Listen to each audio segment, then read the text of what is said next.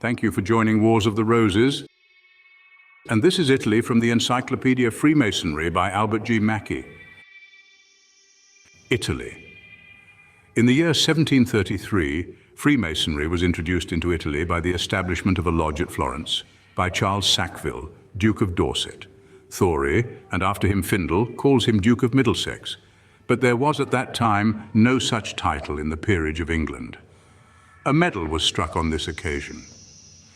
It is not known under what authority the Duke of Dorset established this lodge, but most probably under that of the Grand Lodge of England. The initiation of the Grand Duke of Tuscany had a favorable influence on the prospects of the order, and in 1735 lodges were established at Milan, Verona, Padua, Vicenza, Venice, and Naples. In 1737, John Gaston, the last Duke of the House of the Medicis, prohibited Freemasonry, but dying soon after, the lodges continued to meet. His successor, the Grand Duke of Lorraine, declared himself the protector of the order, and many new lodges were established under his auspices. In 1738, Pope Clement XIV issued his bull forbidding all congregations of Freemasons, which was followed in January 1739 by the Edict of Cardinal Firau, which inflicted the penalty of death and confiscation of goods on all who should contravene the papal order.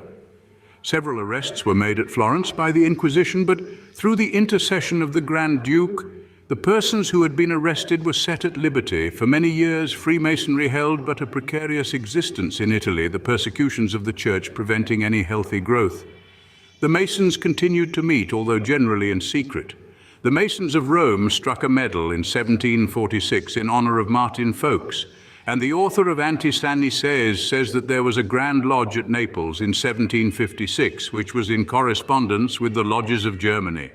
Naples, indeed, seems to have been for a long time the only place where the lodges were in any kind of activity. In 1776, Queen Caroline exerted her interest in behalf of the order.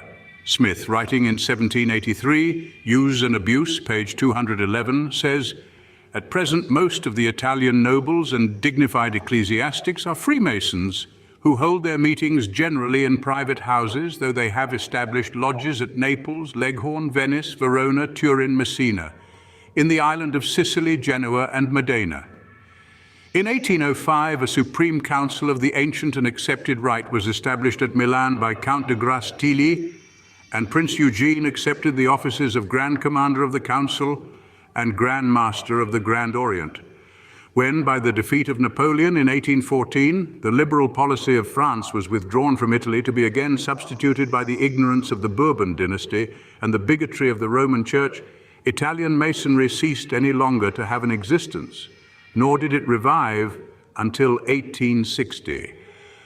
But the centralization of Italy and the political movements that led to it restored Italy to freedom and intelligence, and Freemasonry has again found, even beneath the shadow of the Vatican, a congenial soil.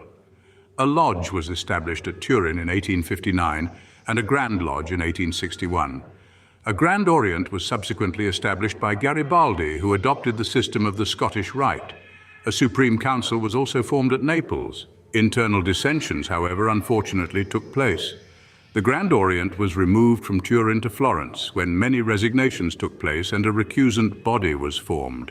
But peace at length prevails, and at a constituent assembly held at Rome on April 28, 1873, the fundamental bases of Italian Masonic fraternity were adopted, and the Grand Lodge of Freemasons of Italy and its Masonic colonies is now in successful operation. There is also a Supreme Council of the Scottish Rite. Thank you for watching, and please don't forget to share, like, subscribe, and comment, and if you can, please consider donating to Wars of the Roses. Links to PayPal and Patreon are in the description. Thank you so very much.